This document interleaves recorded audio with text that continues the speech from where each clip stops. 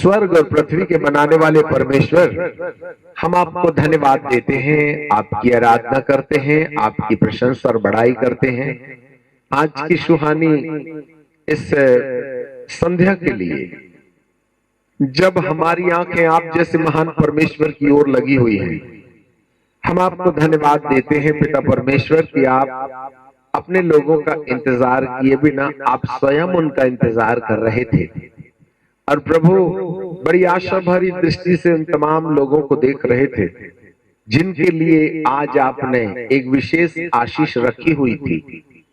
जो आ गए उनके लिए धन्यवाद, जो नहीं आए हे पिता उन्हें भी तुम आशीष दे देना, परंतु किस पैमाने में दी जाएगी ये कहा नहीं जा सकता है। परंतु फिर भी हो प्रभु, आपकी महिमा हमारे जीवन पर होने पाए। आपके दास की बुद्धि को अपने नियंत्रण में ले लें, न बल से, न बुद्धि से, न ज्ञान से, वरन आपके गहरे अभिषेक के अंतर्गत आपके दिल की धड़कन हम अपने जीवन के लिए सुन सकें, ऐसी आप कृपा और दया कीजिएगा। आपको महिमा, आदर और सम्मान देते हैं, यीशु नासरी के नाम से मांगते हैं, आमीन।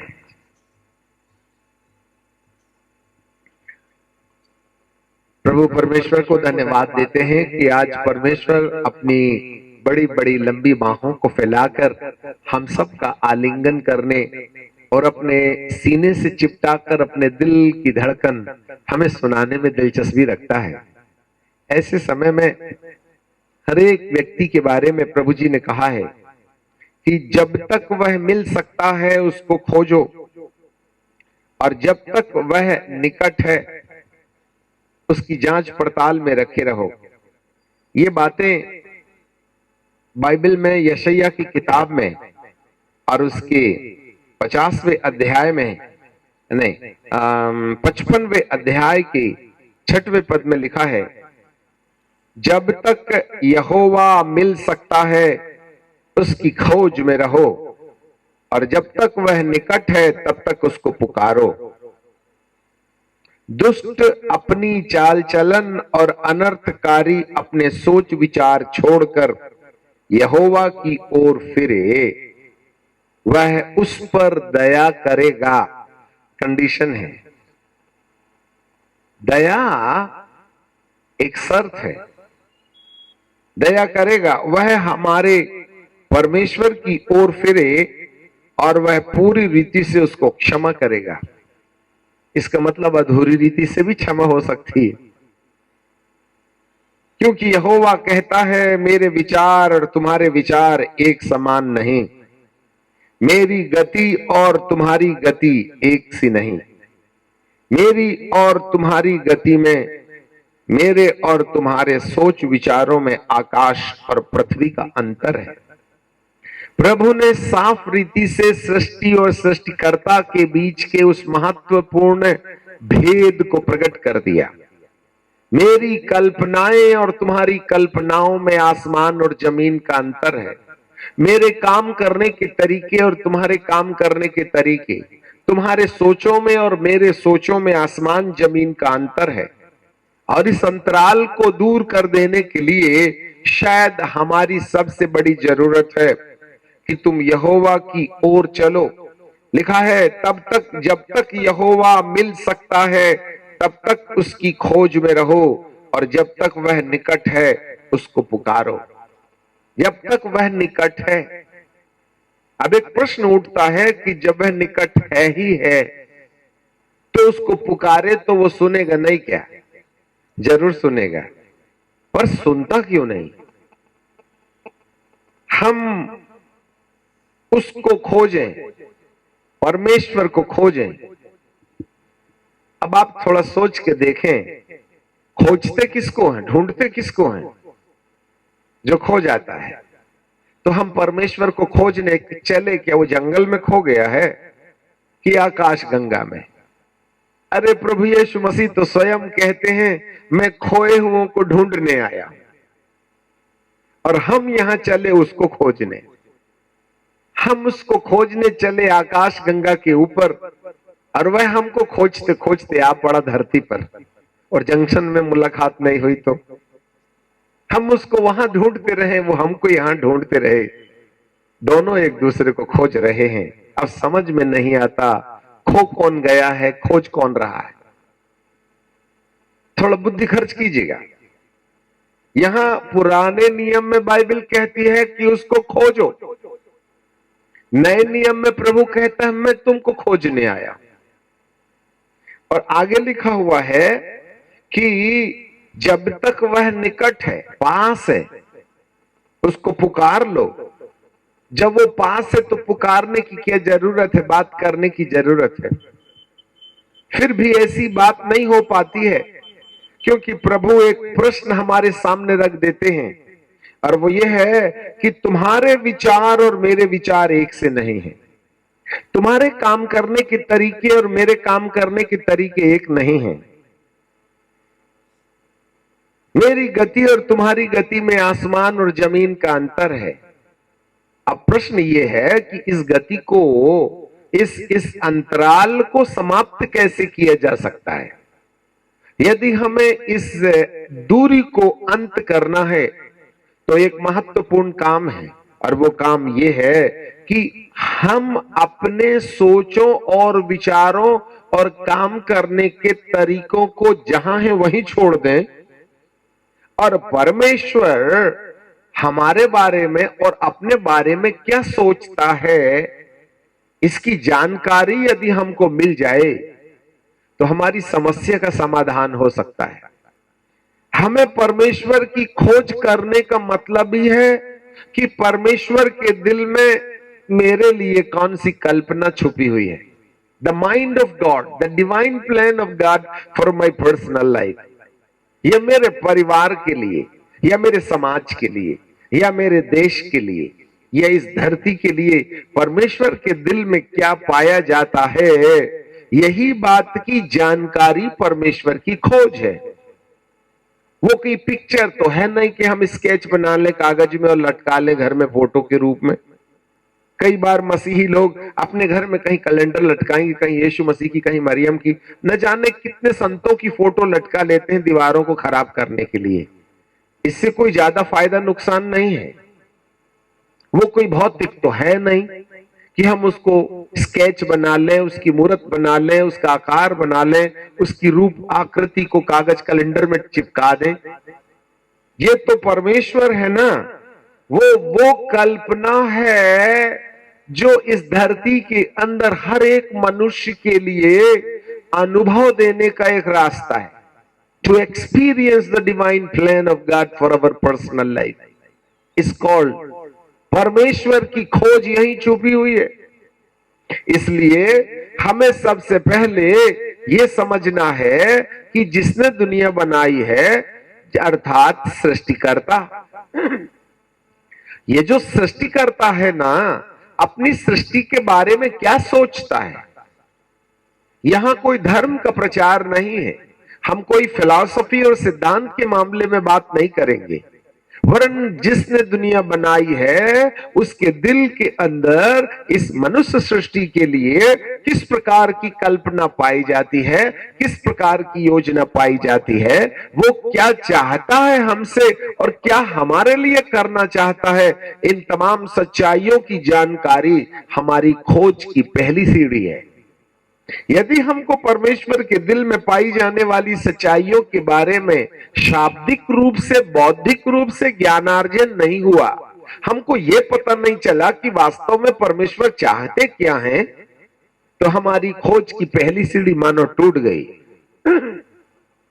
इसलिए सबसे पहली जरूरत होती है कि हम परमेश्वर के वचन में से, जिसे परमेश्वर ने अपनी आत्मा के द्वारा हमें बुद्धि के रास्ते समझने का जो मन दिया है ना, हम उस सच्चाई को जान जाएं। ये पहला चरण है। और इन अनुभवों को धीरे धीरे हम 3 दिनों में कहीं ना कहीं समझने की कोशिश करते रहेंगे। सो हमें सबसे पहले परमेश्वर के मन में मनुष्य के लिए या सृष्टि के लिए किस प्रकार की योजना है, उसे वचन के आधार पर समझने की जरूरत है।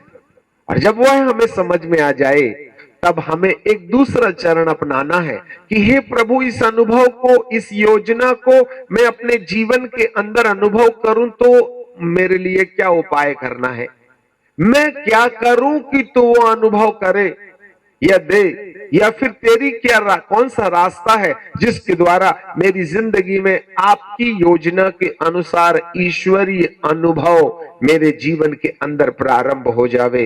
ये दूसरे चरण और तीसरे चरण की बातें हैं। आज हम परमेश्वर के दिल की बातों को परमेश्वर के वचन से समझने की कोशिश करेंगे, जिससे कि हमें जानकारी मिले परमेश्वर हमारे बारे में क्या सोचता है। जी हाँ, क्योंकि तुम्हारी गति और मेरी गति में, तुम्हारे विचार और मेरे विचार में इतना ही अंतर होता है जैसे आसमान और जमीन के बीच का। कुछ इसी तरीके से एक व्यक्ति की आत्मिक यात्रा की सफलता इस बात पर निर्भर करती है कि वह परमेश्वर की योजना को कितनी बारीकी से जानता है। यदि वो परमेश्वर के मन में पाई जाने वाली कल्पनाओं को नहीं समझ पाया तो जितना जप, तप, तपस्या, प्रार्थना, उपवास, बाल बढ़ाना, बाल कटाना, दान देना, चंदा देना, जो कुछ भी करना है उससे ज्यादा फायदा नहीं मिलेगा, क्योंकि हमको उसकी कल्पना ही नहीं मालूम है। क्योंकि यहां तो शिकायत है ना, परमेश्वर की कल्पना और हमारी कल्पना, परमेश्वर के विचार और हमारे विचार उतना ही अंतर रखते हैं जितना आकाश और जमीन। मेरे प्रियो, यही एक उद्देश्य है जिसको आज हमको फाउंडेशन के रूप में समझने की जरूरत है। अब जरा चले अपने विषय पर। जो विषय आपने रखा है प्रकाशित वाक्य की किताब और उसका 3रा अध्याय और उसके 10वें 11वें पद को, तो वहां ऐसे लिखा है, मैं शीघ्र आने वाला हूं, जो कुछ तेरे पास है उसको थामे रहे कि कोई तेरा मुकुट छीन न ले।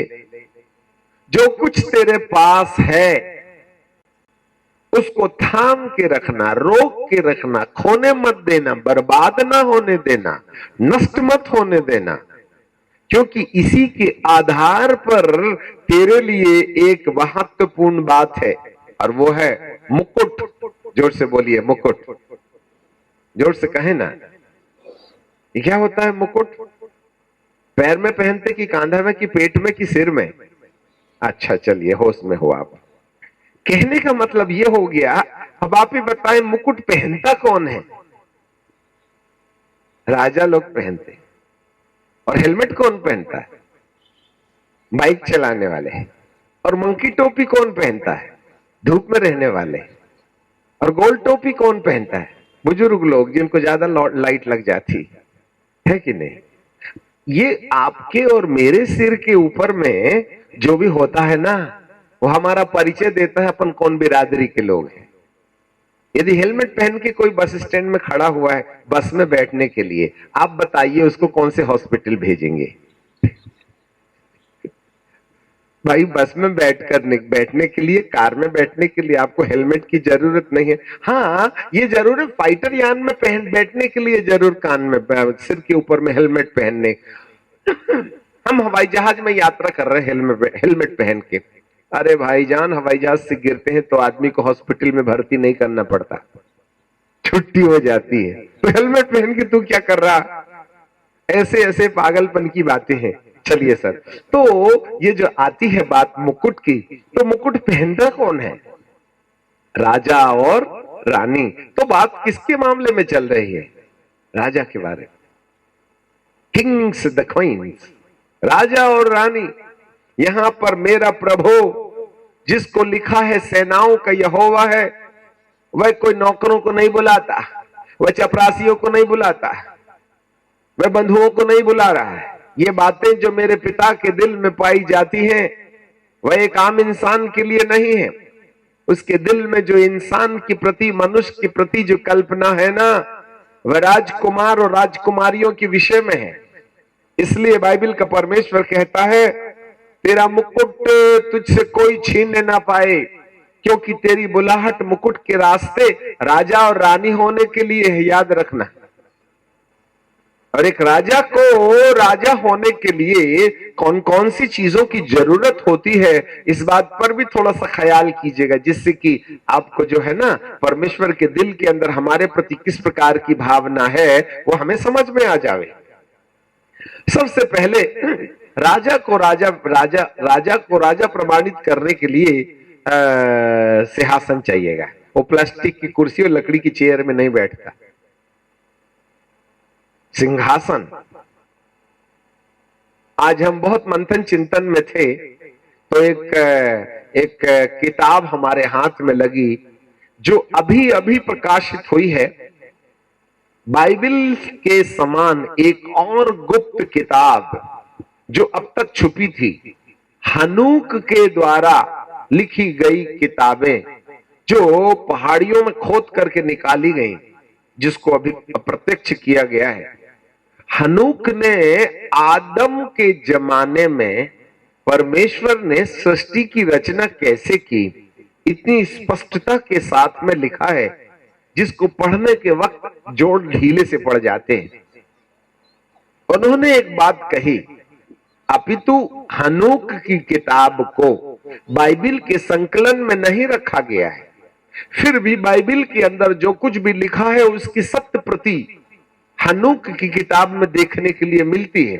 क्योंकि बाइबल ने हमारे सामने एक समस्या रख दिया कि इसमें से ना तो कुछ बढ़ाना है ना घटाना है, इसलिए हनूक की किताब कितनी भी सच्चाई बता दे उसको बाइबल की प्रति के साथ जोड़ा नहीं जा सकता है। परंतु इतना जरूर है कि जब कभी भी कोई बात परमेश्वर की लिखी गई बातों को प्रमाणित करती है तो उस पर थोड़ा सा चिंतन मनन जरूर किया जा सकता है। तो ऐसे समय में जो सृष्टि की रचना के वक्त हनूक ने अपने वचन को इस संसार के सामने लिखित रूप में दे गया, उन्होंने एक बहुत अच्छी सच्चाई बताई। जब परमेश्वर इस संसार के अंदर में था तो संपूर्ण ब्रह्मांड के अंदर ब्रह्मांड नहीं बना था, सूरज नहीं था, चांद नहीं थे, तारे नहीं थे, स्वर्ग वगैरह कुछ नहीं था, शाराब करूब और जिब्राइल मिकाइल वे कुछ नहीं थे।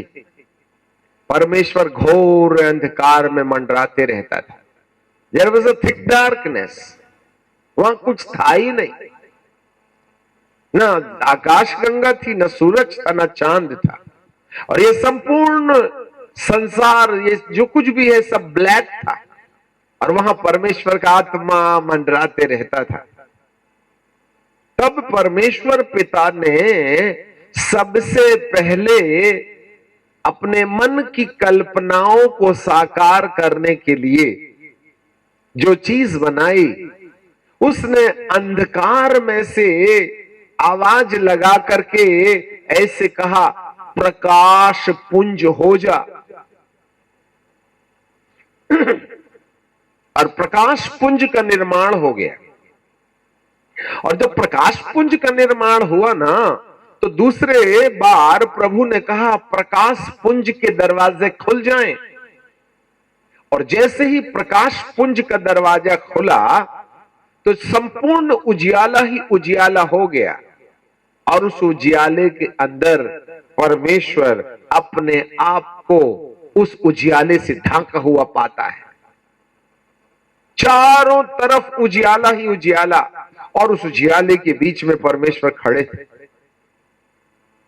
उस उजियाले ने परमेश्वर के सत्य को जो अंधेरे में था ना, उसको प्रकाशमान कर दिया।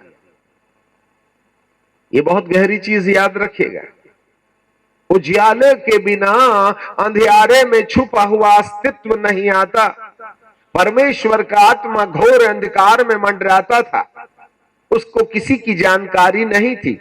उसके पास में क्रिएटिव पावर था, वह सब कुछ कर सकता था, परंतु जब तक प्रकाश उसको प्रकाशित नहीं करेगा तब तक उसका वजूद क्या है, उसका अस्तित्व क्या है, how God is in existence, उसका एग्जिस्टेंस समझ में नहीं आएगा। इसीलिए परमेश्वर को अपने अस्तित्व को प्रमाणित करने के लिए प्रकाश पुंज को बनाना पड़ा। और जब प्रकाश पुंज बन ही गया अंधेरे में, तो उसने प्रकाश पुंज के दरवाजे खोल दिए। और उस प्रकाश में सबसे पहले कोई पिक्चर सामने आती है तो उस प्रकाश से परमेश्वर का पिक्चर या दर्शन दिखाई देता है। ऐसे हनुक अपनी किताब में लिखते हैं। तब परमेश्वर पिता ने उस प्रकाश पुंज में अपने वजूद को, अपने अस्तित्व को, अपने एग्जिस्टेंस को रिवील किया। देन फिर उसने अपने बैठने के लिए एक सिंहासन बनाया। Second creation. परमेश्वर के प्रगटीकरण के बाद परमेश्वर अपने बैठने का एक स्थान बनाते हैं और उन्होंने एक सिंहासन बनाया और सिंहासन बनाने के बाद में प्रकाश पुंज को आदेश दिया कि तुम इस सिंहासन के ऊपर चले जाओ और जब मैं इस सिंहासन पर बैठूंगा तो प्रकाश पुंज मेरे ऊपर में अपना प्रकाश दिखाए, जिससे कि मैं और मेरे राज्य का दर्शन दुनिया के अंदर में दिखाई दे। ये सबसे पहली रचना थी जिसे खुदा ने खुद की खुदाइयत के लिए बनाया था। अच्छे से समझिएगा, ये है वो परमेश्वर जिसने अपने लिए सिंहासन बना के रखा था और उस सिंहासन पर वो बैठ गया। और उस सिंहासन पर बैठने के बाद में अंधेरे में न जाने कितने अरबों और खरबों साल तक ये सृष्टिकर्ता जो रहता था, मंडराता था, दौड़ता था, भागता था, परंतु कुछ दिखाई नहीं देता था। न स्वर्ग दूत थे, न जमीन थी, न आकाश थी, न आकाश गंगा थी, न पानी था, न आग थी, न पृथ्वी थी, न लोहा था, न सोना, न चांदी। परंतु परमेश्वर इस आकाश, इस अदृश्य में अंधकार के बीच में थे।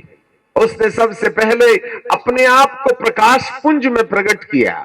देन फिर उसके बाद में उसने सिंहासन बनाया और प्रकाश पुंज को बोला कि तू ऊपर चढ़ पड़ और वहां से मेरे और मेरे सिंहासन के ऊपर में तू उजियाला डाल। ये था परमेश्वर का सबसे पहला परिचय, याद रखिएगा। तब परमेश्वर पिता ने अपने राज्य की शुरुआत यहां से की। इसलिए राजा के लिए सबसे पहली जरूरत होती है सिंहासन, और सिंहासन के बाद में राजा की दूसरी जरूरत होती है कि उसके सामने प्रजा भी हो। एक आदमी ने सिंहासन बना के जंगल में बैठा है और खुद ही बैठ लिया, उसके आगे पीछे कोई है ही नहीं, तो उसको कौन से हॉस्पिटल भेजा जाएगा? आपको समझ में आ गया होगा। अरे उसके आगे पीछे कोई लोग होना चाहिए ना। पेड़ पौधे में शासन करेगा क्या? अरे मनुष्य होना चाहिए ना। तो राजा के लिए सिंहासन और सिंहासन के बाद में प्रजा का होना जरूरी है। और जब प्रजा हो जाएगी तो राजा प्रजा के सामने अपने आप को प्रकट करे तो वह प्लास्टिक की कुर्सी में बैठ के बात नहीं करेगा, उसको सिंहासन चाहिए। और जब वो सिंहासन में बैठता है ना, तो सिंहासन पर बैठने की सबसे बड़ी जरूरत होती है कि वह अपने सिर के ऊपर मुकुट पहन ले, द क्राउन। यदि मुकुट है तो राजा है। एक राजा की शोभा, उसकी संपत्ति, उसका अधिकार उसके मुकुट से पता चलता है कि उसके मुकुट में कितने हीरे हैं, कितने मोती हैं, वह कितना वजनदार है, कितना महंगा है।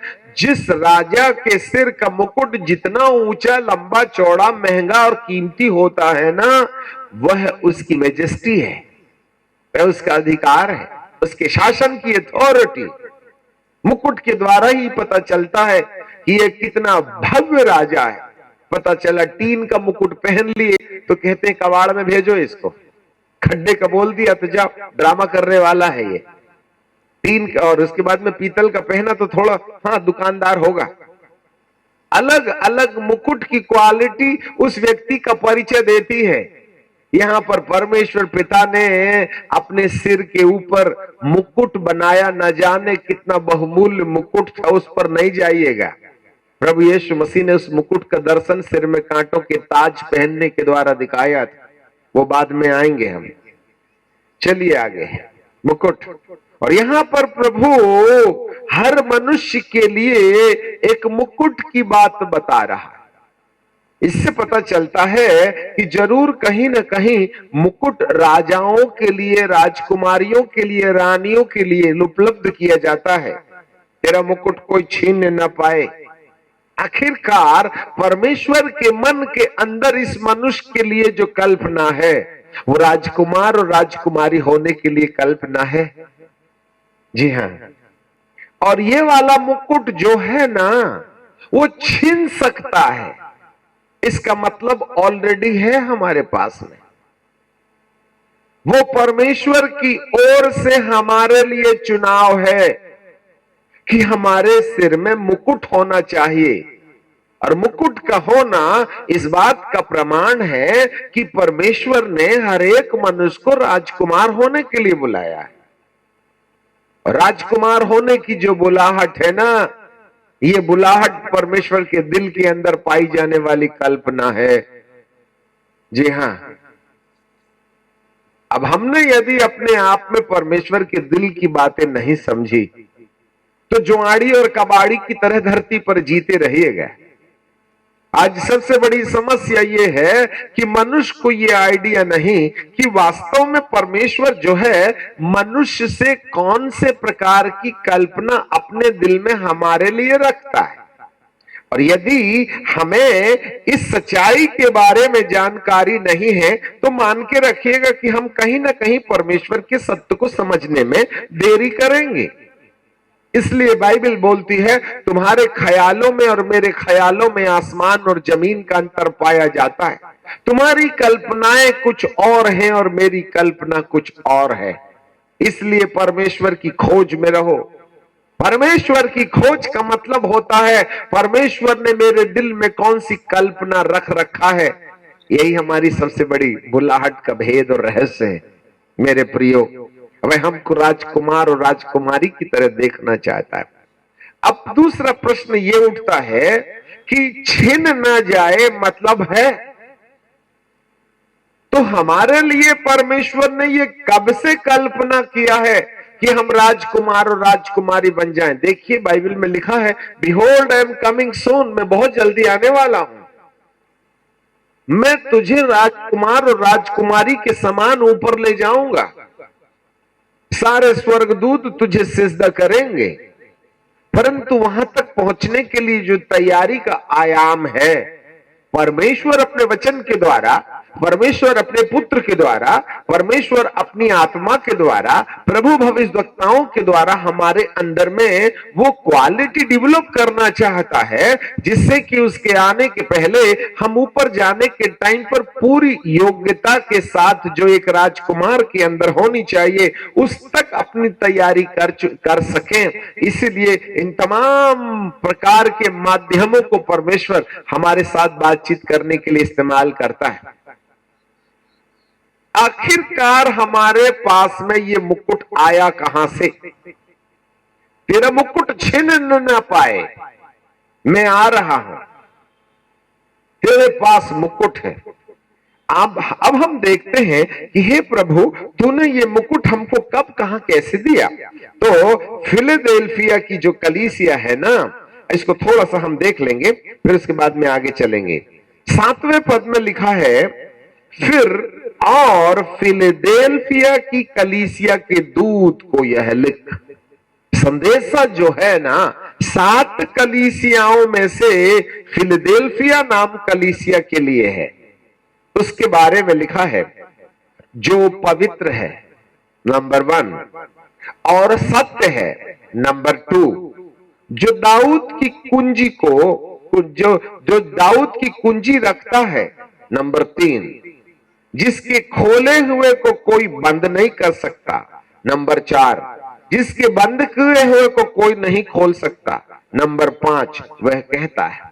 ये 5 क्वालिटी वाला परमेश्वर फिलडेल्फिया की कलीसिया के साथ व्यवहार कर रहा है।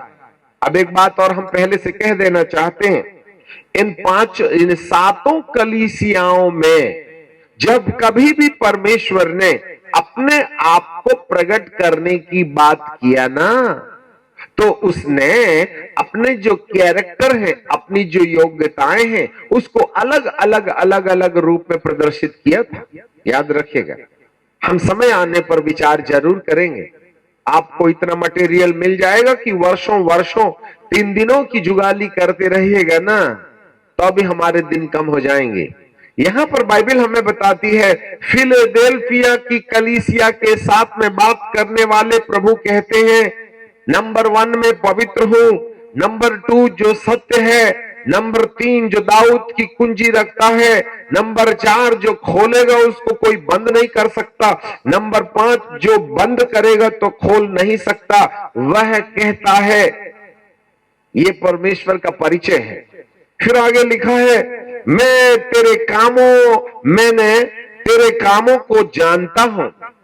यहां पर बाइबल ये नहीं बोल रही है मैं तेरे विश्वास को जानता हूं, वो ये नहीं कह रहा है कि मैं तेरी लंबाई चौड़ाई ऊंचाई को जानता हूं, तूने बपतिस्मा लिया कि नहीं लिया, तेरी कलीसिया तेरे पास में बीटीएच एमटीएच सीटीएच बीटीएच की डिग्री वगैरह है कि नहीं, तू कमेटी में कौन सा औहदा रखता है, तेरी क्या निशानी है, तूने कितने भूत निकाले, तेरा नाम क्या है, ये सब परिचय का विषय नहीं है, याद रखिएगा।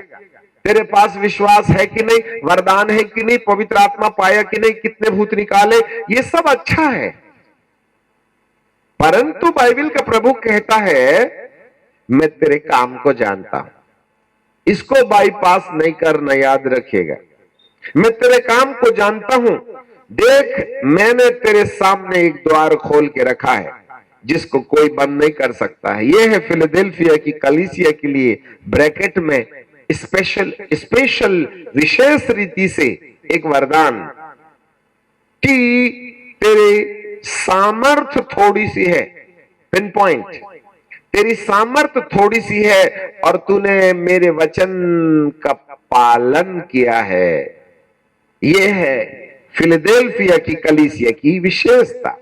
तूने मेरे वचन का पालन किया है और मेरे नाम का इनकार नहीं किया। यही एक सबसे बड़ी संपत्ति फिलडेल्फिया की कलीसिया के पास पाई जाती है। और बाइबल कहती है, जो तेरे पास है उसको थाम के रख। क्या है फिलडेल्फिया की कलीसिया के पास? तेरी सामर्थ कम है। तेरी विशेषता यह है कि मैं तेरे कामों को जानता हूं। तेरी विशेषता यह है कि इन कामों को निर्धारित करने के लिए तूने मेरे वचन का पालन किया है। और यही है 10वें पद में लिखा है, तूने मेरे धीरज के वचन को थामा, इसलिए मैं भी तुझे परीक्षा के उस समय बचाए रखूंगा जो पृथ्वी के सब रहने वालों के परखने के लिए संसार पर आने वाली है। इसको कल देखेंगे।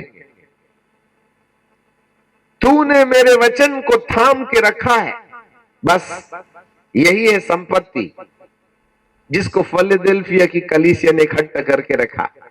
इसी को थामे रहना, यही तेरे मुकुट का निर्धारण करेगी, यही तेरे सिंहासन का निर्धारण करेगी, यही तेरे राज्य का प्रमाण है। और इसी के आधार पर तू राजकुमार और राजकुमारी होने का अधिकार रखता है। और यदि इन बातों के मामले में यदि देरी की ना, तो तेरा मुकुट तुझसे छीन सकता है, तेरा सिंहासन भी छीन लेगा। और मैं कोई हेलमेट पहने वाले लोगों को ऊपर नहीं ले जाऊंगा, याद रखिएगा। मैं तो केवल राजकुमारों को ले जाऊंगा, क्योंकि जो राजकुमार नहीं राजा के घर में जाके करेगा भी क्या, वहां नौकरी करने नहीं जाना है। बहुत से स्वर्गदूत लोग नौकरी करने के लिए, गाना गाने वाले, बजाने वाले, और क्या बोलते हैं, एडमिनिस्ट्रेटर, लड़ने वाले, मिकाएल जैसे संदेश देने वाले, भविष्यवक्ता लोग, नबी लोग बहुत है वहां पर। हमारा कोई काम नहीं है वहां। कोई मिनिस्ट्री करने, नौकरी करने, चपरासीगिरी करने नहीं जाएंगे। वहां तो प्रभु आएगा तो अपने लोगों को राजकुमार और राजकुमारी बना के ले जाएगा। वहां शासन करने के लिए हम जाएंगे। अपनी औकात को समझ लीजिएगा। यदि हमें अपने वजूद के बारे में, अपनी बुलाहट के बारे में मालूम नहीं होगा ना, तो इस संसार में हम उस प्रकार की तैयारी नहीं करेंगे जिस तरीके की परमेश्वर हमसे उम्मीद करता है। इसलिए आज हम मनुष्य की योग्यताओं के बारे में आपके सामने कुछ विराट सत्य रख देना चाहते हैं कि आप अपने आपे में आ जाएं। हम कीड़े मकोड़े, बंदर कुत्ते की तरह जीवन जी करके मर न जाएं। वरना तैयारी हमें करनी है जिसके बिना हमारे लिए यीशु के आगमन के समय हमारे व्यापार में घाटा हो सकता है। क्योंकि बाइबल में साफ लिखा है, यदि तूने जो वस्तु में अपेक्षा करता हो ना वो नहीं थामा और वो खो गई तो तेरा मुकुट भी छिन जाएगा, और बिना मुकुट वाले लोगों को मैं ऊपर नहीं ले जाऊंगा अपने साथ में। मेरे प्रियो, यही एक सबसे बड़ी शर्त है। There is a condition behind. जो कुछ तेरे पास है उसको थाम के रखना। शायद फिलडेल्फिया की कलीसिया ने परमेश्वर की खोज के साथ है इसी बड़ी संपत्ति को इकट्ठा किया था, और यही परमेश्वर हमारे और आपके लिए भी चाहता है कि हम उस संपत्ति को इकट्ठा कर लें जो हमारे लिए मुकुट का कारण बन जाए। जो कुछ तेरे पास है उसको थाम के रखना। जानकारी मिले आखिरकार इस मुकुट के मामले में परमेश्वर मनुष्य को इतना गंभीर और इतना चैतन्यशाली क्यों बनाना चाहता है, जिससे कि वो इस संपूर्ण तैयारी को करे। आपको जानकारी मिले आकाश के जितने परिंदे हैं, जल के जितने जलचर हैं, जंगल के जितने जानवर हैं, ये सब परमेश्वर की महिमा के लिए बनाए गए। और आपको जानकारी मिले आकाश में इतने ढेर सारे सितारे हैं, इन सितारों को एक सेकंड में 2 सितारे गिनो। 1 2 3 4 5 6 7 8 9, एक सेकंड में 2 तारा गिनिए। 1 मिनट तक गिनते रहिए 120 तारे की गिनती पूरी। 1 घंटे तक गिन लीजिए। अब 120 में 60 का गुणा कर दो, मेरे पास कैलकुलेटर नहीं है। उसके बाद में 1 घंटे तक गिनते रहिए, फिर 1 दिन तक गिनते रहिए, 1 महीने तक गिनते रहिए, 1 साल तक गिनते रहिए, रुकना नहीं। 1000 साल तक गिनते रहिए, 5000 साल तक गिनते रहिए। अब कितने बार पैदा होके मरना पड़ेगा आप जानो, ठीक है कि नहीं। एक आकाश गंगा के अंदर 1 सेकंड में 2 तारा गिनते गिनते पूरी आकाश गंगा के सितारों को गिनने के लिए 95,000 साल लगेगा। 95,000 year continuously non stop. 1 second में 2 तारा गिनते रहिए, गिनते रहिए, गिनते रहिए, गिनते रहिए। जैसे रिले रेस होती है, मैं मर गया तो जैसा पैदा हुआ तो गिनने रे बाबा। ऐसा करके न जाने कितनी पीढ़ियां चली जाएंगी, पैदा होके मर जाएंगी। उसके बाद में 95 साल पूरा होगा। जब 95,000 साल पूरे हो जाएंगे तब एक आकाश गंगा के तारों की गिनती पूरी होगी। हे प्रभु, ऐसी मुसीबत बना कि तूने किस बात के लिए ऐसा किया, बताइए आप। हम तो 60 में बुढ़े हो गए। 120 गया जमाना। सपना देखिएगा 80 के बाद में बटन दब जाती है, वो भी पुराना घी खाए होगे तो सोडा की औलाद 40 में बुढ़ा हो जाता है। कहने का मतलब ये हो गया, इतनी बड़ी आकाश गंगा तूने बनाई प्रभु, किस मामले में? कौन गिने? तू ही गिन ले। प्रभु कहते हैं इतनी बड़ी आकाश गंगा मैंने इसलिए बनाया था कि आकाश को संतुलित करूं। तुझे और कुछ नहीं लगा? संतुलित करके करेगा क्या? चांद को, सूरज को और तमाम सप्तऋषि तारों को मैं संतुलित कर सकूं, और इस संतुलन के बीच में तीसरे ऑर्बिट में मैंने पृथ्वी बना रखी। चाहे सूरज हो, चाहे जितने भी 7 तारे हो, उसके बीच में तीसरे नंबर में सूरज का चक्कर करने वाली ये जो पृथ्वी है, और पृथ्वी की चारों तरफ लगाने वाले चांद जो चक्कर मार रहे हैं ना, ये सब केवल एक ग्रह को संतुलित करने के लिए, और वो है पृथ्वी। और उस पृथ्वी के अंदर ही परमेश्वर ने कुछ एक ऐसा वातावरण बना के रखा है जिसमें जीव होने की संभावनाएं। इतनी बड़ी आकाश गंगा के पीछे एक पृथ्वी के अंदर जीवित जीवन रहने का संतुलित करने का उपाय जो परमेश्वर ने किया है। फिर जंगल के जितने जानवर हैं, आकाश के जितने परिंदे हैं, जमीन के जितने कीड़े मकोड़े हैं, जल के जितने जलचर हैं, वह सब में से मनुष्य ही एक ऐसा अजीब और गरीब प्रकार का प्राणी है जिसको प्राणी ना कहा जाए, वो एक आत्मिक प्राणी है। इस आत्मिक प्राणी को जीवन देने के लिए, वातावरण को, वायुमंडल को संतुलित करने के लिए ये तमाम जीव और जंतु बनाए गए हैं। अभी एक डिस्कवरी में हमने ये पढ़ा कि दुनिया के अंत का एक कारण ये हो सकता है, और वो ये है कि जिस रफ्तार से जंगल के पशुओं की हत्या कर करके हम उनको मारे डाल रहे हैं, ये पृथ्वी को असंतुलित कर देगी, जिससे कि महाप्रलय आ जाएगा। एक नई डिस्कवरी वैज्ञानिकों ने निकाल के रखा। कोई पोल्यूशन को बोल रहा है, कोई गर्मी को बोल रहा है कि भाई सूरज किनारे आ रहा है, ग्लोबल वार्मिंग के बारे में कोई बोल रहा है, कोई थर्ड वर्ल्ड वॉर के बारे में बोल रहा है, कोई निमृत सितारा आने की बात कर रहा है। इन कई कारणों में से एक कारण ये है, ये सृष्टि असंतुलित होते चली जा रही है, क्योंकि पशुओं को हमने खा खा के मार के खा गए, और ये जो परिंदे हैं ना, उनको मोबाइल से जो रेडिएशन निकल रहा है तमाम जगह। अब ये देखो इतनी बड़ी मुसीबत खड़ी है तुम्हारी, ये सब अब यहां कौवा बैठ के मारेगा क्या? ये सब चले गए हमारे देश जंगल छोड़कर। इतना रेडिएशन हो रहा है बेंगलोर जैसी जगह में, ना कौवा दिखता है ना चिड़िया दिखती है। एक बार कोई बेंगलोर से आया, हमारे छत में बैठा कौवा चिल्लाने लगा, सब लेके फोटो खींचने लगे। मैं बोला बदनसीबो, तुम कौवा की फोटो लेने आए हो? सर हमारे शहर में तो कौवा ही नहीं है। इतना ज्यादा रेडिएशन चल रहा है। आपको क्या लगता है हम अप्राकृतिक होते चले जा रहे हैं? और शौक फरमाते छाती के ऊपर में मोबाइल रख के। हम उधर ना जाए विज्ञान की तरफ, नहीं पैर के नीचे से जमीन खसल जाएगी। मौत को न्योता दे रहे हैं आप कान के बाजू में लगा लगा के। पागल हुए जा रहे हैं आदमी नेट से और इंटरनेट से। थर्ड डे में, आखिरी दिन में जरूर आइए, ये मुसीबत भी आएगी सामने। बाइबल का परमेश्वर कहता है असंतुलित होते जा रही है ये दुनिया। मेरे प्रियो, ये दुनिया के विनाश में एक कारण हो सकता है पशु पक्षियों की हत्या। इससे ऐसा लगता है कि जरूर ये प्राणी, जलचर, जमीन के, अभी देख समुद्र के अंदर से न जाने कितने बड़े बड़े प्राणी। अरे हाथी तो एक जबड़ा होगा मछली का, क्रेन से नहीं उठते। इतने बड़े बड़े जीव जमीन समुद्र के अंदर से निकल निकल के बाहर आ रहे हैं। मालूम नहीं वैज्ञानिकों के सामने एक सबसे बड़ी समस्या है, इतने बड़े बड़े जीवों को हमने डिस्कवरी से भी खोज करके नहीं निकाल पाया। जब वे निकल के बाहर आकर के डेड बॉडी जब किनारे आई ना, तब समझ में आए कि इतने बड़े बड़े जीव भी आदमी के रहते हैं। 3 मंजिला स्टोरी के समान जीव आज मर मर करके निकल के बाहर आ रहे हैं। आखिर समुद्र को क्या हो गया? क्यों ये जीव जो जलचर है समुद्र छोड़ के बाहर आ रहे हैं, क्यों मर रहे हैं? उनकी मौत का कारण क्या है? असंतुलन।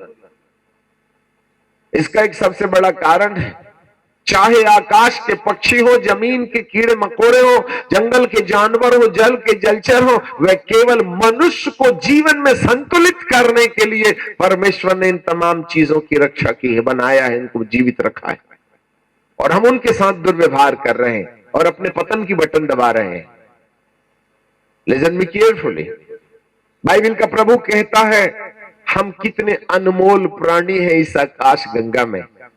इतने अरबों खरबों सितारे, ये 7 सितारे, ये सूरज, ये चांद, ये पृथ्वी, केवल एक इंसान को जीवित रहने लायक एनवायरनमेंट देती है। इसलिए परमेश्वर सारी आकाश गंगा में रहने वाली आकाश के सितारों और जल के जलचर और जीवन के और जंगल के जानवर और मट्टी के कीड़े मकोड़े से कहीं हटकर मनुष्य के साथ में एक विशेष दिलचस्पी रखता है। इसलिए केवल राज मुकुट पहनने का अधिकार गधे घोड़े कुत्ते बिल्ली को नहीं है, केवल इंसान को है। अपनी औकात समझ लीजिएगा आज की रात फाउंडेशनल प्रीचिंग में। मेरे प्रियो, यही एक सबसे बड़ा कारण। जब हम बच्चे थे तो खेलते थे, थोड़ा बड़े हो गए तो पढ़ने लगे, थोड़ा जवान हो गए तो बॉयफ्रेंड गर्लफ्रेंड बनाने लगे, फिर और बड़े हो गए तो निपट लिए किसी के साथ, मतलब पड़ गई गले में घंटी। उसके बाद में माँ बाप ने कर दिया हाथ नीला पीला।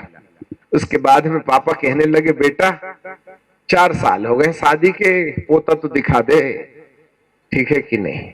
इधर इलाज किए उधर इलाज किए, नहीं तो आखिरी में प्रभु के दास के पास जा गिरे। उन्होंने दुआ की, संतान हो भी गई। तो दादा कहते हैं बेटा देख लिया रे बाप। प्रभु जी के पास आके कहते हैं हे प्रभु धन्यवाद, आधा दर्शन तो पूरा हो गया, अब एक पोती भी दिखा दे, ठीक है कि नहीं। पोती भी हो गई। उसके बाद में कहते हैं प्रभु मेरी यात्रा, अब तू बुला भी लेगा ना तो टेंशन, अपन टेंशन फ्री हो गए। सब बाल बच्चे अपने अपने पैर में खड़े हो गए ना, सबकी शादी विवाह हो गई और नाती नतरे भी देख ली। अब रखा क्या है प्रभु, अब तो बहुत इच्छा हो गई, अब तो तू ना मट नहीं डाल दे लाल कलर की, मैं आ जाऊं तेरे पास, मैं दादा से पूछूं कि तुम पोता ही देखने पैदा हुए थे। अरे बदनसीब इंसान, ऐसे तो कुत्ता बिल्ली भी पोता देख के मर जाते हैं, उनमें तुम में फर्क क्या रहेगा। बंदरिया के भी पोता होते हैं। इंसान को मालूम ही नहीं मैं धरती पर पैदा किस बात के लिए हुआ था। आज इंसान पशुओं से कहीं बदतर जिंदगी जी रहा है। एक शेर की एक बीबी रहती है, याद रखना, और उसकी शेरनी मर जाती है, शेर मर जाता है तो दूसरी नहीं बनाती वो। आज इंसान उससे भी बदतर हो गया है, याद रखिएगा। अब साफ कहने में आपको भी शर्म आएगी, हमको तो आएगी ही आएगी, परंतु कहने तो पड़ेगा ना। एक तो बीबी संभलती नहीं, पड़ोसों की खिड़की मार रहे हैं नजर, और यहां पर पति क्या गया ऑफिस में, निकाला साड़ी के नीचे से दूसरा नंबर का मोबाइल, एक नंबर वाला मोबाइल पति के साथ सामने में, और जब वो चले जाता है तब दूसरे, तुम्हारा ये दूसरे नंबर वाले मोबाइल से कौन सा प्राइवेट बिजनेस चलता है, आप ही बताइएगा। समझ गए, हो गए समझदार, कोई इशारा काफी होता है। कहने का मतलब यह हो गया इंसान इंसानियत को खोते चला जा रहा है। प्रभु ले जाए, आएगा भी तो क्या करके ले जाएगा, अपन मुकुट पहने ही नहीं है, सिर में स्कार बांधे हुए, ऊपर ले जाके ये नहीं चलेगा ना, वहां तो मुकुट की जरूरत है। मानव मानवीयता को खो बैठा है। हमें मालूम ही नहीं कि प्रभु जी ने मुझको क्या बात के लिए बुलाया है। इसलिए प्रभु जी के वचन में लिखा हुआ है, रोमियो की किताब और उसके 8वें अध्याय में और उसके 28 पद में, परमेश्वर के दिल की कल्पना को अपने मामले में सुनिए और समझिएगा। 28 पद में लिखा, रोमन चैप्टर 8 एंड वर्स 28, वहां लिखा है, हम जानते हैं कि जो लोग परमेश्वर से प्रेम रखते हैं, पहली ड्यूटी हमारी, जो लोग परमेश्वर से प्रेम रखते हैं उनके लिए सब बातें मिलकर के भलाई ही को उत्पन्न करती हैं, अर्थात उन्हीं के लिए जो उसकी इच्छा के अनुसार बुलाए गए हैं। अब यहां पर बाइबल का प्रभु हमें कहता है हर एक इंसान को परमेश्वर ने एक बुलाहट दिया है। There is a call of God for every man and woman, those who live on the face of this earth. Whether you are Hindu और मुसलमान और पंजाबी और ईसाई गोसाई कसाई, तुम मोटे हो छोटे हो उससे फर्क नहीं पड़ता, आप पढ़े लिखे हो अनपढ़ हो उससे फर्क नहीं पड़ता, आप किस धर्म में पैदा हुए, तुम्हारी आस्था किस धर्म में है, इससे परमेश्वर का कोई लेना देना नहीं है। बाइबल का प्रभु कहता है परमेश्वर का लेना देना जो है ना, इस बात पर निर्भर करता है कि परमेश्वर ने हमको बुलाया है। We are called by God. अब सवाल यह है कि कौन से उद्देश्य के लिए प्रभु ने हमको बुलाया है, उसका उद्देश्य क्या है। आगे जरा देखें, उसने हम सबको बुलाया, अब बुलाने की शर्त भी क्या है वो भी देख लेंगे। फिर वो आएगा तो किसको ले जाएगा और वो आया क्यों है। आगे लिखा हुआ है 29वें पद में, क्योंकि जिन्हें उसने पहले से जान लिया है, जिन्हें उसने पहले से ठहराया है। पहले स्टेंजा में लिखा है जान लिया पहले से, दूसरे स्टेंजा में लिखा है ठहराया पहले से। बच्चों को नियंत्रित करना है। बाइबल का परमेश्वर कहता है पहले से जाना।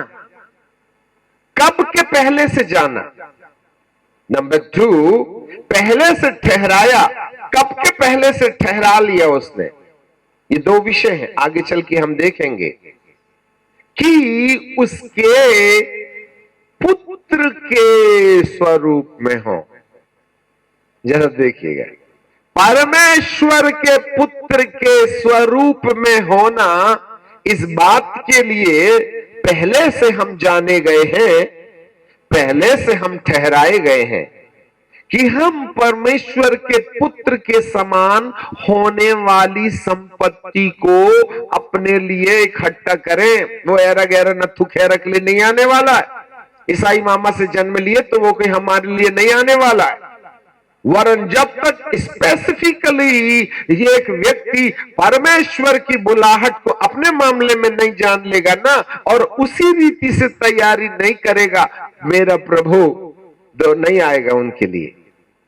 जी हाँ, बीच में चलते चलते हम रोकते हुए एक पद को और पढ़ना चाहते हैं, जिससे कि फिर से हम यही वापस आ जाएं। यदि आप इब्रानी की किताब और उसका 9वां अध्याय और उसके 27वें पद को यदि पढ़ें तो वहां बाइबल हमें बताती है 9:27, जैसा मनुष्य के लिए एक बार मरना और उसके बाद न्याय का होना नियुक्त है, वैसे ही मसीह भी बहुतों के पापों को उठा लेने के लिए एक बार बलिदान हुआ। और जो लोग, हमारे पीछे बोलेंगे सब लोग, जो लोग उसकी वाट जो होते हैं, उनके उद्धार के लिए दूसरी बार बिना पाप का दिखाई देगा। जो लोग उसकी वाट जो होते हैं, कमान फिर से बोलिए, जो लोग उसकी वाट जो होते हैं उनके लिए दूसरे बार। हाँ, अब हमारे सामने एक प्रश्न है, हम में से कितने लोग उसकी वाट जोह रहे हैं? जो लोग उसकी वाट नहीं जोते हैं ना, जो उसका रास्ता नहीं देख रहे हैं दूसरे आगमन का, उनके लिए वो नहीं आएगा। जिसके लिए आएगा उसको लेके जाएगा, जिसके लिए नहीं आएगा उसको ले जाके कचरा गार्बेज इकट्ठा नहीं करेगा। वहां जाने वाले केवल वही लोग होंगे जिन लोगों ने अपनी तैयारी की है, जो लोग उसकी वाट जोड़ रहे हैं। वो पहले बार भी आया था, और जब पहले बार आया था ना, तो उसका उद्देश्य था कि वह पापियों को पापियों में से पाप में से उनको धर्मी बना डाले। परंतु दूसरे बार उसका जो आगमन होगा उन लोगों के लिए होगा जो उसका इंतजार कर रहे हैं। और उसके इंतजार का आधार है कि परमेश्वर पिता ने हर एक इंसान को इस धरती के अंदर एक विशेष दर्शन को लेकर के भेजा है। और वो ये है, क्योंकि जिन्हें उसने पहले से जान लिया, जिन्हें उसने पहले से ठहरा दिया है कि वे परमेश्वर के पुत्र के समानता को प्राप्त करें। ये है हमारी दौड़, ये है हमारी जरूरत, ये है हमारी दर्शन की बातें, परमेश्वर के पुत्र के स्वरूप में होना, ताकि वह अर्थात यीशु मसीह पहलौठा हो और हमारा नंबर दूसरा लग जाए। हम प्रभु यीशु मसीह के सदृश परमेश्वर के पुत्र होने के लिए बहुत पहले से जाना। उसने कब से जाना? यदि आप इफिसियों की किताब पढ़ें और उसके पहले अध्याय और उसके तीसरे पद में चले जाएं, तो बाइबल का प्रभु हमें बताता है, इफिसियों की किताब और उसका पहला अध्याय और उसका तीसरा पद, तो वहां प्रभु जी का वचन ऐसा कहता है, हमारे प्रभु यीशु मसीह के पिता उसका धन्यवाद हो कि उसने मसीह में हमें स्वर्गीय स्थानों में सब प्रकार की आशीषें दी हैं। हिंदी में सब प्रकार की आशीष लिखा है, परंतु अंग्रेजी में लिखा all kinds of spiritual blessings, सब प्रकार की आत्मिक आशीष दिए। जैसा उसने, हमारे पीछे कहिएगा, जैसा उसने हमें जगत की उत्पत्ति से पहले उसमें यीशु मसीह में चुन लिया कि हम उसके निकट प्रेम में पवित्र और निर्दोष हो। उसके निकट प्रेम में पवित्र और निर्दोष हो, ये वाली जो बुलाहट है उसने जगत की उत्पत्ति से पहले हमारे लिए किया। Before the foundation of the earth God is called us to be holy in his love. उसके प्यार में पवित्र हो जाएं, यही हमारी बुलाहट। उसने जाना जगत के बनाने से पहले। अब जरा देख लीजिएगा, आप में से कोई है, कोई 62 में पैदा हुआ है, कोई 70 में पैदा हुआ है, कोई 85 में पैदा हुआ है, कोई 98 में, कोई 2005 में, 2008 में, है ना। अलग अलग व्यक्ति का अलग अलग जन्म हुआ है। इससे पहले आप कहां थे नहीं आइडिया है, परंतु बाइबल बताती है जगत की उत्पत्ति से पहले जब पहला मनुष्य आदम, हमारे पापा के पापा के पापा के पापा के पापा के पापा आदम और मामा की मामा की मामा की मामा हवा जो पैदा नहीं हुई थी ना, उस समय से हर व्यक्ति जो यहां बैठा हुआ है और जो आने वाले 10, 20, 100, 50 साल में पैदा होंगे, उन सब के लिए परमेश्वर ने बुलाहट दी है कि पैदा होने के पीछे केवल एक ही उद्देश्य है, और वो उद्देश्य है कि आप परमेश्वर के पुत्र होने की समानता नाम की संपत्ति को अपने लिए इकट्ठा कर लें। This is the point. परमेश्वर के स्वरूप में परमेश्वर के पुत्र होने की समानता को प्राप्त करने वाली संपत्ति हमारी जिंदगी के पैदा होने का कारण है। हम पैदा नहीं हुए थे, हमारी आत्मा परमेश्वर के अंदर छुपी हुई थी और परमेश्वर ने अपनी आत्मा के एक तिनके को अलग करके हमारा नाम दे दिया और उस समय कहा कि एक सर्टन डे में फलाने देश में फलाने मामा पापा से तेरा देह में जन्म होगा और इस आत्मा को मैं शरीर में जन्माऊंगा, और ये आत्मा जब शरीर में 60, 70, 90 साल तक जिएगी ना, उस समय उसके पास एक ही उद्देश्य होगा, होता देखना नहीं। गलत फहमी में मत रहने, घाटा पड़ेगा धंधा यीशु के आने के टाइम पर। वो घर बनाने के लिए हमको जन्माया नहीं, नौकरी चाकरी करके कलेक्टर इंजीनियर बनाने के लिए धरती में हमारा जन्म नहीं हुआ।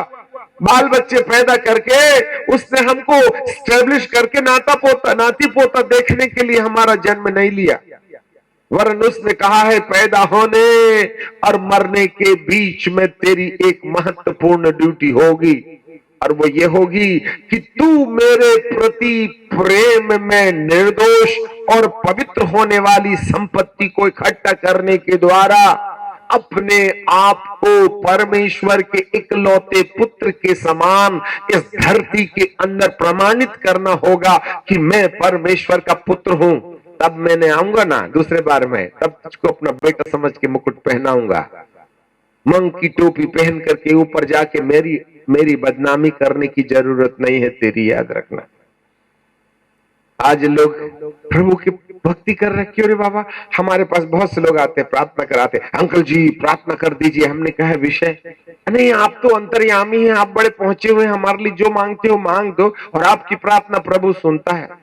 हम फोर्सफुली कहते हैं अरे कुछ बोलिए तो सही, अब क्या कर दें, इतने ढेर सारे लाखों लोगों के लिए प्रार्थना करते करते हमें समझ में नहीं आता किस विषय में हम आपके लिए प्रार्थना करें। तो फिर वो आनंद फानन में कह जाते अरे पास्टर साहब देखो ऐसा है, बड़ा बेटा थोड़ा सा मार देता है, उसके भी जीवन का बदलाव होना चाहिए, छोटा तो ठीक ही ठाक है, बहू रानी थोड़ी बिगड़ गई है, और क्या बताएं आजकल कमर में भी दर्द है, और देखो ऐसा है वो कोर्ट केस चल रहा है, और ना बड़ा सपना है बुढ़ापे से पहले एक नई कार खरीद लूं, और वो कोर्ट केस से जरा वो घर कम से कम क्लियर हो जाए तो अपने बेटे को हम पार्ट वाट करके बाट बूट दे, देखते देखते जमीन का बंटवारा कर दे। अब बस इससे हटके और क्या है, बाकी तो सब दुनिया देख ही चलिए।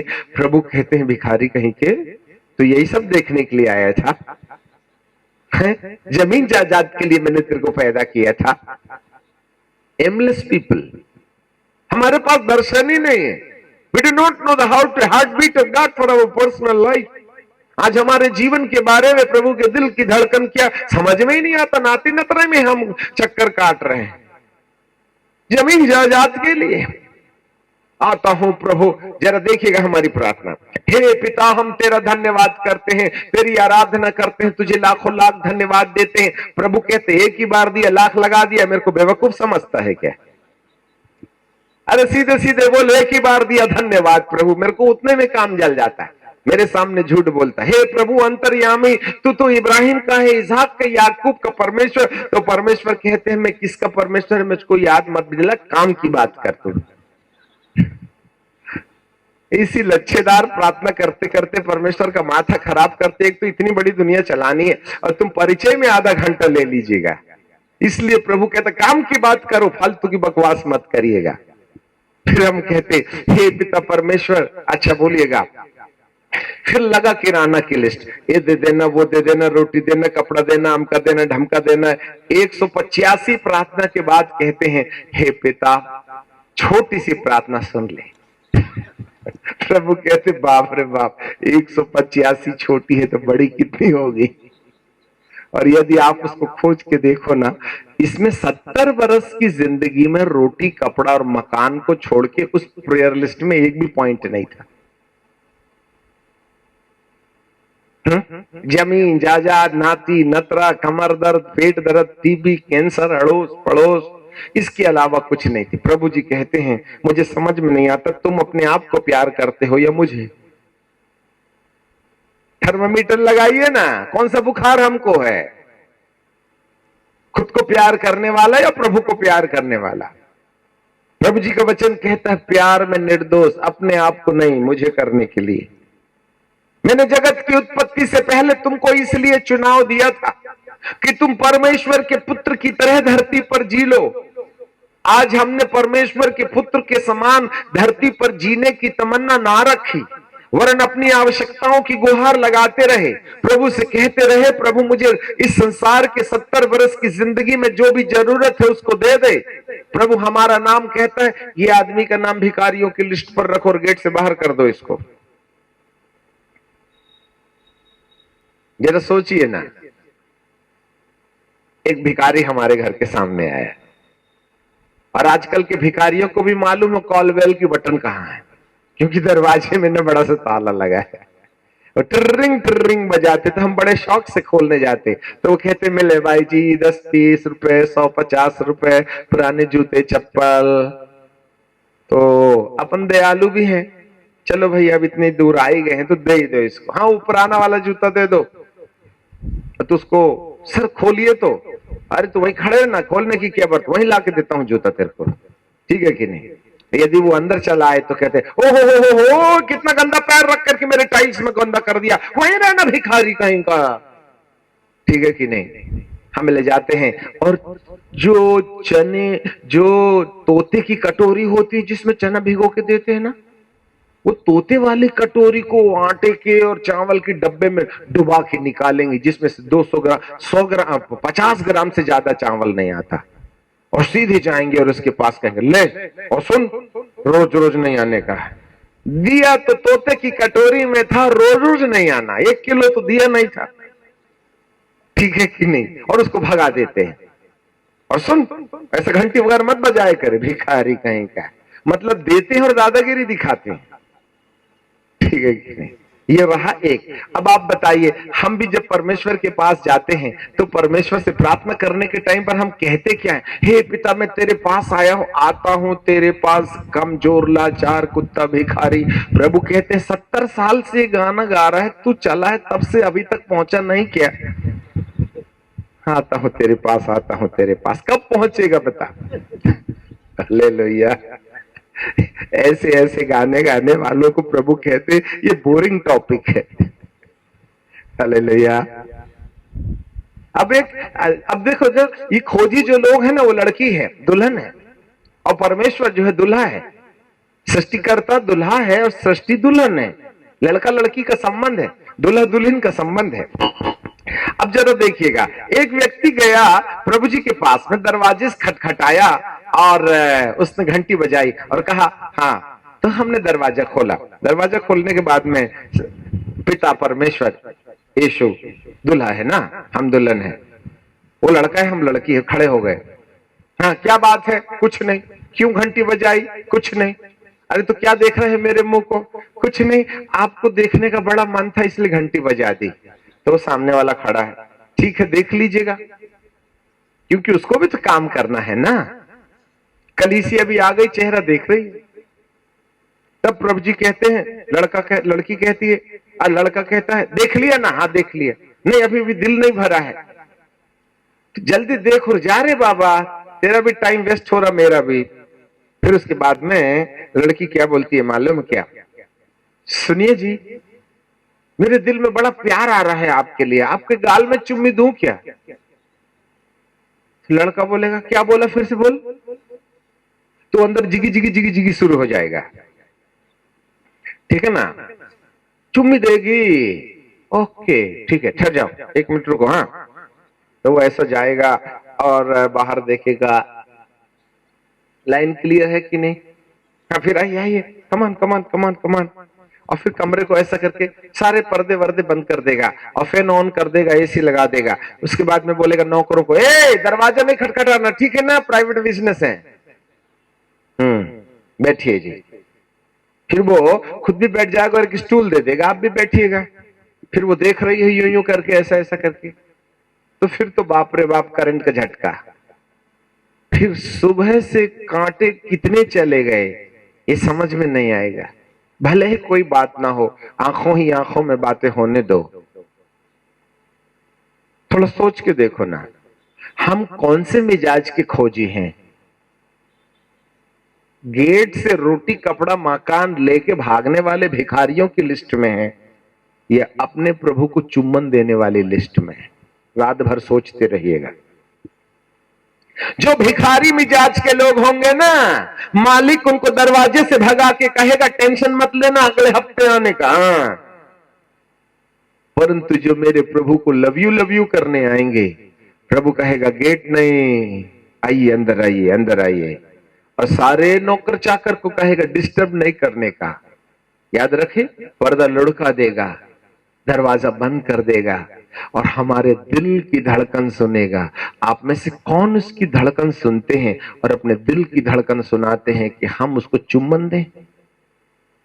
आज कलीसिया चर्च में भीख मांगने जाती है या प्रभु को चुम्बन देने जाती है? भजन संहिता की किताब उसके 2 अध्याय के 16-17वें पद में बाइबल कहती है, पुत्र को चूमो, कहीं ऐसा ना हो कि मार्ग में ही हम नष्ट हो जाएं। आज हमारा उद्देश्य पुत्र को चूमना है, ये अपनी जिंदगी गुजर बसर लगा के भिखारियों की तरह परमेश्वर से प्रार्थना करनी है। मेरा प्रभु भिखारियों को लेने नहीं आएगा। मेरा प्रभु गेट से घंटी बजाकर अपनी आवश्यकताओं की गुहार लगा के लेके जाने वाले लोगों को वह अपने साथ ले जाने के लिए नहीं आएगा।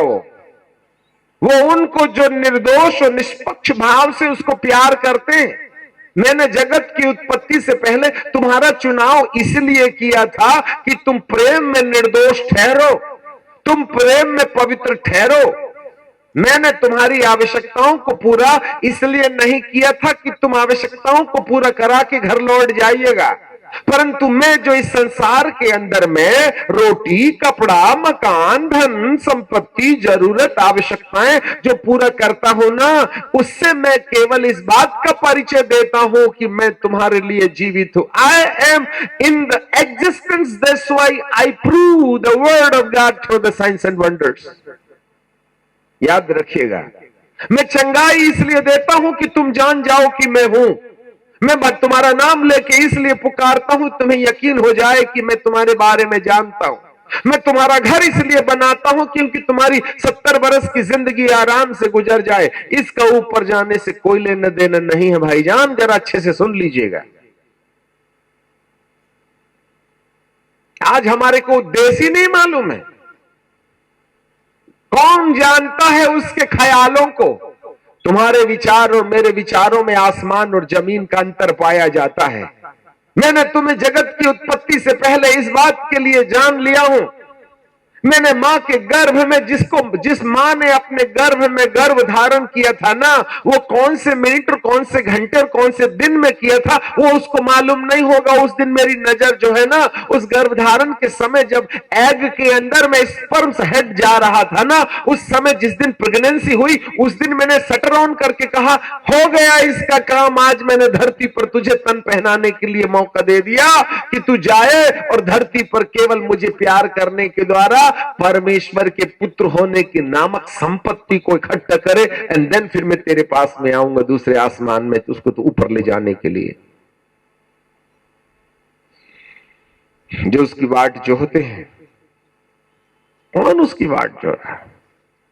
हमको तो नौकरी की वाट है, हमको तो शादी की वाट है, हम तो पता नहीं क्या क्या खोज रहे हैं प्रभु जी के नाम पर। प्रभु ने बोला है जो कुछ भी तुम मांगोगे मिलेगा, बोल के फंसा है ना बेचारा, करना तो पड़ेगा, उसकी मजबूरी है, परंतु ये इंट्रोडक्टिव गॉस्पेल है, ये परिचयात्मक सेवा है। इसके द्वारा परमेश्वर वजूद को साबित करता है। मैं तुम्हारे 70 वर्ष की जिंदगी को पिकनिक समान मनाए जाने के द्वारा मैं तुम्हारे जीवन में चमत्कार करता हूं। तुझे इंजीनियर बनाने नहीं आया था धरती पर, मैं इस धरती पर तुझे चंगाई देने नहीं आया था, मैं तेरी शादी करके बाल बच्चे दे करके और तेरी कोई नाती नत्र देने के लिए धरती पर नहीं आया था। मैंने तेरा जगत की उत्पत्ति से पहले चुनाव इसलिए किया था कि तू धरती पर जाए तो परमेश्वर के पुत्र के स्वरूप होने वाली संपत्ति को इकट्ठा कर ले, तब जाकर के यही वो चीज होगी जिसको मैं देखूंगा कि तेरे पास है या नहीं है, देन फिर तुझको मुकुट दूंगा। जो कुछ तेरे पास है उसको थाम के रखना, कहीं ऐसा ना हो कि तेरा मुकुट छिन जाए। मैं यदि पूछूं प्रभु जी तूने यह मुकुट कब से दे के रखा है, तो प्रभु कहेंगे बेटा तू तन में भी पैदा नहीं हुआ था, तू मेरी आत्मा में था, और मैंने अपनी आत्मा के तिनके को तेरे नाम से अलग किया, और तू किस मां से किस बाप से पैदा होगा और कौन तारीख को पैदा हो और कब मरेगा, मैंने इस आत्मा के साथ में कैलेंडर लटका के रखा था। परंतु मेरे मन के अंदर एक बड़ी भारी कल्पना है, जिस दिन तू पैदा होगा उस दिन से मैं ना अपनी वीडियो में देखते रहूंगा कि कब तू मेरे समान हो जाएगा, तू मेरा बेटा कब हो जाएगा। इस कल्पना से जगत की उत्पत्ति से लेकर तेरे पैदा होने के पहले तक मैं इंतजार करता रहा कि इस आत्मा को तन कैसे पहनाऊंगा मैं, और जब मैं उसको तन को पहना देता हूं तब कहता हूं ठहराए जाने का समय खत्म हो गया। तब मैं इंतजार करता हूं कि कौन होगा जो मुझे निष्पक्ष प्यार करेगा, जो मेरे पुत्र होने का दावा करेगा, जो मेरे पुत्र होने की संपत्ति इकट्ठा करेगा। मेरी आंखें देखते देखते, एक तो मैंने जगत की उत्पत्ति से पहले पैदा होने के समय तक तेरे लिए धीरज रखा कि मैं तुझको तन पहना दूं, और जब तन पहना ही दिया तो मैं उस समय का इंतजार करने लगा जब तू होश में आ जाए, कि तुझे समझ में आ जाए कि मैंने तुझे धरती पर किया बात के लिए पैदा किया है, और जब तुझे यह मालूम हो जाए कि मेरा उद्देश्य क्या है, तब मैं तेरी मदद करने जाऊंगा कि तू कैसे मेरे पुत्र होने का दावा कर सकता है। और जब तू मेरे पुत्र होने का दावा कर लेगा तब जाकर के मुझे कंफर्म हो जाएगा कि मेरे आने तक जो पुत्रत्वता की संपत्ति तूने इकट्ठा कर ली है वो तेरे हाथ से कभी न छीनने पाए। ये संपत्ति फिलाडेल्फिया की कलीसिया ने अपने लिए इकट्ठा करके रखा था, जिसको वो सलाह देता है कि जो कुछ तेरे पास में है उसको थाम के रखना। हमारे पास है क्या चीज जिसको थामिएगा आप? हमारे पास क्या है जिसको हम थाम लेते? हम किस आधार पर मुकुट पहनने की कल्पना करते हैं? किस आधार पर यीशु मसीह के आने के टाइम पर वो कहेगा कि मैं तुझे महिमा का मुकुट पहनाऊंगा और अपने साथ लेकर के जाऊंगा। देख मैं शीघ्र आने वाला हूं, जो कुछ तेरे पास है उसको थाम के रखना, और यदि तू उसको थाम के रखेगा तो ये मुकुट मैं तुझको दूंगा, और जब मुकुट तुझको मिलेगा तब जाने के बाद मैं तुझे अपने साथ दुल्हन की तरह लेके जाऊंगा। मेरे प्रियो, आज रात थोड़ा सोने से पहले कल्पना में सोचना कि आपका और मेरा जन्म धरती पर किस उद्देश्य के लिए हुआ था। For what we are in the living in the human being, Why we are alive on the face of this earth in the human form? हमारा उद्देश्य क्या है इस धरती के अंदर? इंजीनियर बनना, बच्चों की शादी करके उनको स्टैब्लिश कर देना, अपने लिए बाल बच्चे नाती पोते देख करके मर जाना। कोई दौलत कमा रहा है, कोई पैसा बना रहा है, कोई घर बना रहा है, घर की उपलब्धियों को जुटाते जुटाते हमने अपनी जिंदगी को पेंसिल के समान घस दी। एक तो 28 साल तक पढ़ते रहे रोटी कपड़ा और मकान के चक्कर में, और जैसे नौकरी न लगी ना, हम ताकने लगे कि कौन हो सकता है अपना लाइफ पार्टनर। उसको लाइफ पार्टनर बनाने से पहले हम उसके साथ दोहरे हो जाते हैं। ये बॉयफ्रेंड गर्लफ्रेंड का लफड़ा नहीं चलेगा, आपका मुकुट छिन जाएगा, याद रखिएगा। हमने विवाह के पहले वो कर लिया जो विवाह के बाद करना चाहिए था। मैं याजकों से पूछूं, आप में से कितने कुंवारे लड़के और लड़कियों को इस डायस के सामने शादी मिली है जो कुंवारे थे? क्या किया कलीसिया ने प्रतिबंध इनका? किसी ने आवाज उठाई थी कि गर्लफ्रेंड को लेकर झाड़ी के पीछे नहीं चले जाना? आज पाप बसा हुआ है परिवार और समाज के अंदर में। हम बड़ी बड़ी बात कर रहे हैं यीशु मसीह के साथ जाने की।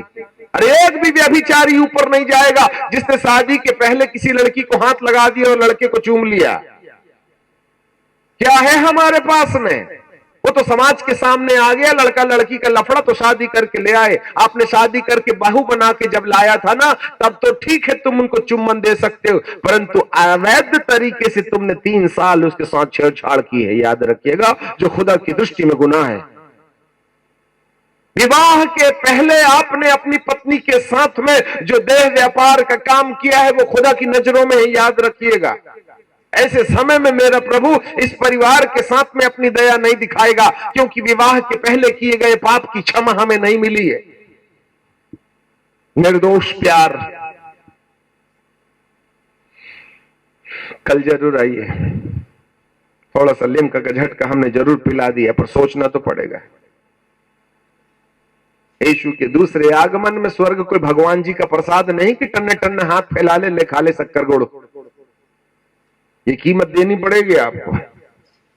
बाइबल का प्रभु कहता है प्रकाशित वाक्य की किताब 21:12 में, देख मैं शीघ्र आने वाला हूं, हर एक के कामों के अनुसार प्रतिफल देने के लिए बदला मेरे पास है, मजदूरी मेरे पास है, कामों के आधार पर।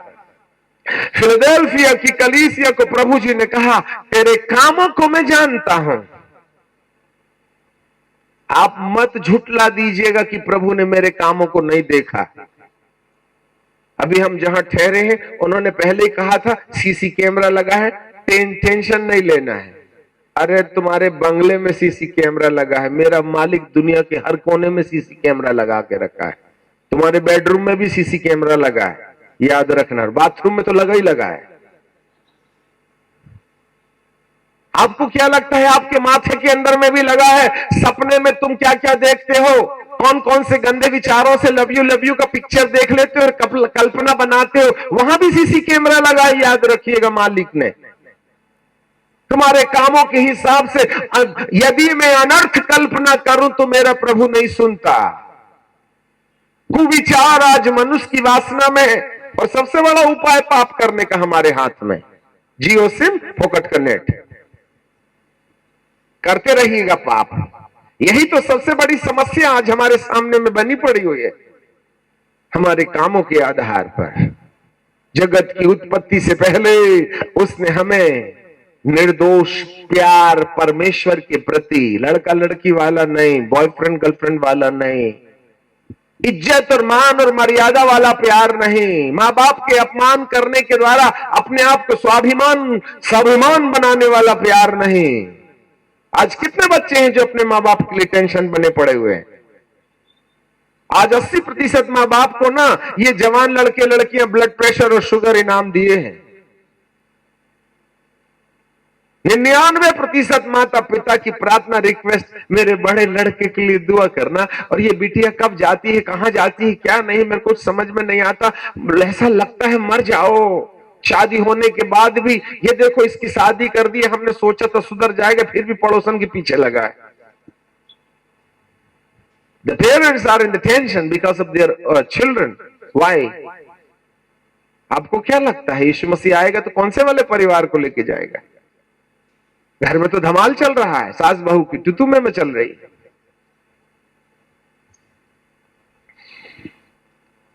अब कहेंगे यीशु मसीह ने कितना, हमारे दादा भी बोलते थे यीशु मसीह आने वाला, ये दाढ़ी वाला भी कहता है यीशु मसीह आने वाला। कई हम मुद्दतों से आ रहा है, बेवकूफ बनाते हैं सब पादरी लोग।